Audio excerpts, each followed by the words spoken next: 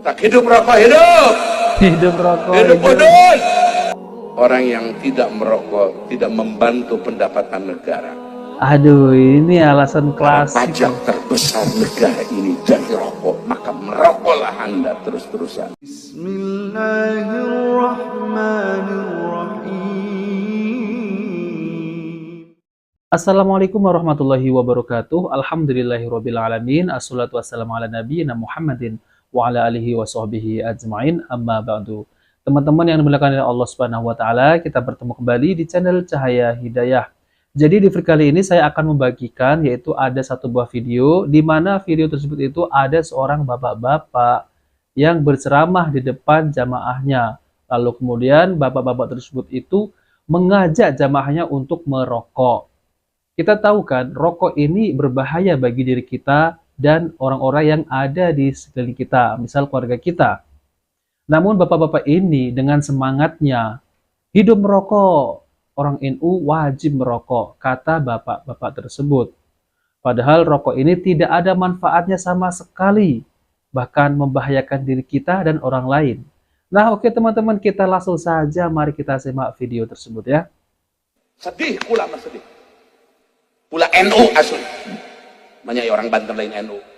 Kalau enggak, cirina NU ngarokok teureun-eureun. Tak hidup rokok, hidup. Hidup rokok. Hidup udun. Kalau yang rokok. Hidup rokok, hidup. Orang yang tidak merokok tidak membantu pendapatan negara. Aduh, ini alasan klasik. Pajak terbesar negara ini dari rokok, maka merokoklah Anda terus-terusan. Sepanjang Anda tidak sakit, uduk terus. Allah Akbar ya teman-teman ya. Sepanjang Anda tidak sakit, udut terus, rokok terus, ngebul terus. Kasihan kan ya orang-orang yang ada di sekeliling kita itu, misal seperti istri ya. Jadi asapnya itu lebih berbahaya daripada yang dia hirup, kemudian dikeluarkan, itu sangat berbahaya. Allahu Akbar. Hidup rokok, hidup udut. Jangan diikuti ya teman-teman ya.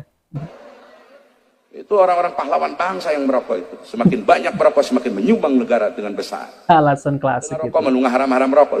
Ya lain NKRI cek ini. Nah, teman-teman yang dimuliakan oleh Allah Subhanahu wa taala, tidak ada manfaatnya sama sekali merokok itu. Kalau merokok itu ada manfaatnya, ya udah lebih baik anak dan istri Anda itu ajaklah merokok ya. Nah, ini kalimat yang sangat tegas sekali ya teman-teman ya. Karena tidak ada manfaatnya sama sekali. Sekurang-kurangnya sih kalau orang rokok itu mengakui bahwa rokok ini tidak baik. Namun ini malah mengajak orang untuk merokok. Nah, teman-teman yang dimuliakan oleh Allah Subhanahu wa taala, jadi saya akan tampilkan video lagi dari Bapak Kiai Idrus Ramli. Ini lebih lucu lagi ya teman-teman ya. Oke, mari kita simak videonya. Sebenarnya hanya kambing hitam gitu. Rokok itu, rokok itu biasa-biasalah, nggak berbahaya seperti yang ada di bungkus rokok, enggak. Wah, rokok itu berbahaya bagi orang yang nggak sehat memang. Kalau orang nggak sehat, jangankan merokok, makan nasi biasa nggak enak. Ini alasan klasik ya teman-teman ya. Kalau dikatakan rokok bahaya seperti yang ada di bungkus rokok itu nggak betul. Orang Jepang lebih banyak yang merokok daripada orang Amerika. Tapi yang kena diabetes, ya, yang kena diabetes, impoten dan lain sebagainya lebih banyak orang Amerika daripada orang Jepang. Itu nggak betul itu. Di bungkus rokok itu nggak betul. Ini bukan karena saya merokok, saya nggak merokok, tapi kita ini membicarakan apa adanya. Karena mayoritas ulama berfatwa rokok itu makruh bukan haram. Ada yang tanya apa manfaatnya rokok? Loh, kalau ingin tahu rokok dulu. Kalau sudah merokok baru tahu manfaatnya. Saya dulu pernah merokok, cuma nggak lama, sebentar, cuma 6 tahun dulu merokok. Cuma 6 tahun, tapi setelah itu berhenti. Berhentinya waktu di pondok. Di pondok itu merokok.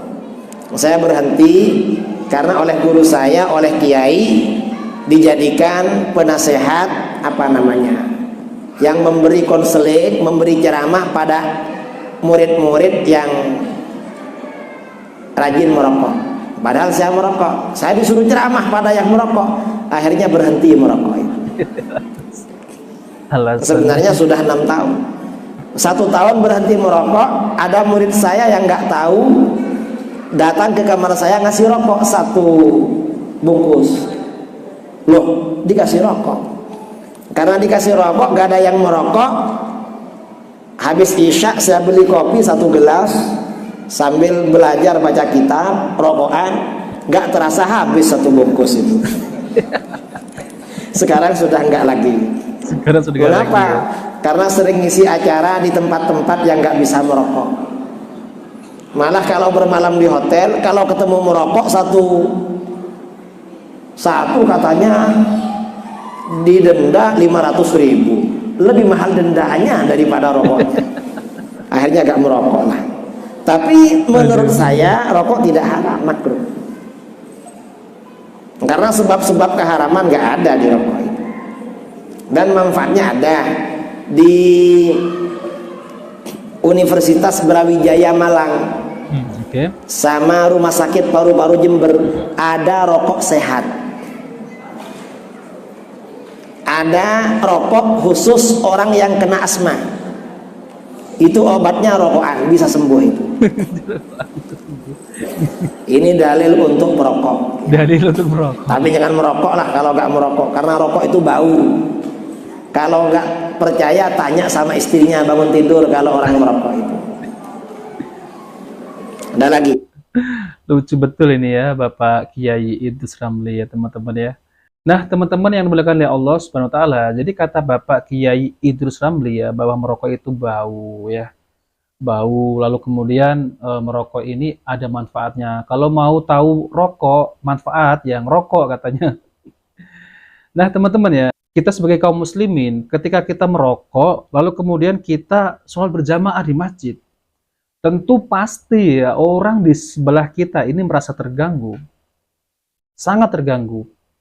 Padahal dulu ada sahabat Nabi Shallallahu Alaihi Wasallam itu kalau nggak salah itu makan bawang, itu baunya itu menyengat sekali, sama dengan rokok. Ketika kita merokok, lalu kemudian kita wudhu, kemudian kita sholat, itu masih baunya itu. Karena bau-baunya itu menempel di baju kita, di keringat kita, itu bau rokok. Ada contoh yaitu sahabat Nabi itu makan bawang, itu merasa terganggu orang yang ada di sebelahnya. Dan ini ada hadis dari Ibnu Umar radhiyallahu anhuma, Nabi SAW bersabda, barang siapa yang makan tanaman ini yaitu bawang, maka janganlah dia mendekati masjid kami. Lihat nih ya, ini ada hadis dari Nabi SAW yang mengatakan bahwa orang makan bawang jangan mendekati masjid kami. Karena kita tahu kan bawang itu bau sekali kan. Sama halnya rokok juga bau. Apabila kita merokok, ya asapnya itu masih ada di mulut kita. Hadis ini diriwayatkan oleh Bukhari nomor 853 dan Muslim nomor 561. Nabi Shallallahu Alaihi Wasallam melarang hal ini karena orang yang mulutnya bau bawang akan menyakiti jamaah yang lain, akan menyakiti jamaah yang ada di sebelahnya. Dan itu memang jelas ya teman-teman ya, sebagaimana rokok juga seperti itu. Saya dulu juga pernah ada orang itu habis merokok ya, lalu kemudian sholat, itu memang merasa terganggu. Baunya itu menyengat sekali, bau tembakau kan. Lalu kemudian Allah berfirman di dalam Al-Quran, surat Al-Ahzab ayat 58, yang artinya, dan orang-orang yang menyakiti orang-orang yang mukmin dan mukminah tanpa kesalahan yang mereka perbuat, maka sesungguhnya mereka telah memikul kebohongan dan dosa yang nyata. Lalu kemudian ada dalam hadis qudsi disebutkan, barang siapa menyakiti waliku orang beriman, maka aku mengizinkan untuk diperangi. Hadis surat Bukhari nomor 6502. Nah teman-teman, jadi dengan alasan-alasan ini menghadiri sholat jamaah bagi orang yang masih memiliki bau rokok tidak dibolehkan ya. Ini bukan berarti keringanan bagi dia untuk tidak ikut sholat jamaah, namun sebagai peringatan atas perbuatan haram yang ia perbuat. Ini supaya dia menghilangkan bau rokoknya, barulah ia menghadiri sholat jamaah. Namun kita doakan semoga orang seperti ini ya mendapat hidayah, mendapat taufik dari Allah SWT. Nah teman-teman, kalau kita bicara tentang hukum rokok, itu memang ada perselisihan di kalangan para ulama. Ada yang mengatakan haram, ada yang mengatakan makruh, ada yang mengatakan mubah. Namun pendapat yang paling tepat ya, yang paling tepat adalah rokok ini haram. Karena banyak mudaratnya. Kita tahu sendiri kan mudaratnya itu banyak sekali. Bahkan kalau merokok ya, lalu kemudian di sebelahnya itu anak kecil, itu banyak mudaratnya, bahaya. Maka dari itu para ulama itu pendapat yang paling kuat adalah haram. Mana dalilnya? Allah berfirman dalam Al-Quran, yaitu surah An-Nisa ayat 29. A'udzubillahi minasyaitonirrajim, wala taqtulu anfusakum innallaha kana bikum rahima, yang artinya, dan janganlah kamu membunuh dirimu, sesungguhnya Allah adalah Maha Penyayang kepadamu. Lalu kemudian Rasulullah SAW bersabda, tidak boleh memulai memberi dampak buruk mudarat pada orang lain, begitu pula membalas. Hadis riwayat Ibnu Majah nomor 2340. Nah, teman-teman, memang banyak mudaratnya tentang rokok ini, dan kalau kita lihat ya, banyak sekali lah pokoknya tentang masalah rokok ini. Bahkan orang yang merokok ini bisa terkena kanker. Ngeri kan teman-teman ya. Nah, oke teman-teman, itu saja yang bisa saya sampaikan, tidak perlu banyak karena rokok ini memang sangat mudarat sekali ya teman-teman.